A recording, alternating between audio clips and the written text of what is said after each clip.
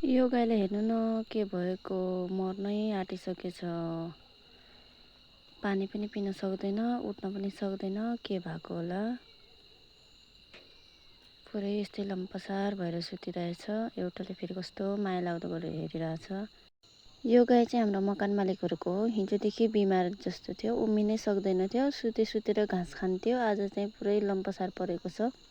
यति पानीहरू पिलाउन कोसिस गऱ्यौँ, उठाउने कोसिस गऱ्यौँ, उठ्दै नउठ्ने के। अब त्यो त मर्छ होला, बाँच्दैन होला भन्ने सोच्दै थियौँ हामीले त। हामीलाई पनि थाहा थिएन गाईलाई यस्तो भएछ भनेर। कोठा मालिकनीको छोरी ल्याएर हेरेरहेछ। अनि हामी त सुतिरहेको थियौँ दिनमा खाना खाएर। एकदम एक्कासी आयो क्या हाम्रो कोठामा। दिदी हेर्नु न गाईलाई के भयो, मेरो आमालाई फोन गरिदिनु भन्यो के। उसको आमाहरू चाहिँ फेरि टाढा खेतमा गएर रहेछन् काम गर्न। पछि उसको आमाहरूलाई फोन गरिदिएँ मैले। गाईहरू हेर्न गएँ त पुरै सुतिरहेको थियो यसरी। पछि यो कोठा मालिकनी र मेरो बुढाले उठाएको त उठ्यो यो गाई।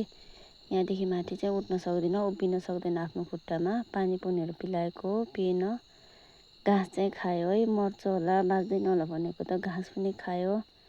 अहिले चाहिँ राम्रै अवस्था छ यसको, बाँकी उठ्न सक्दैन।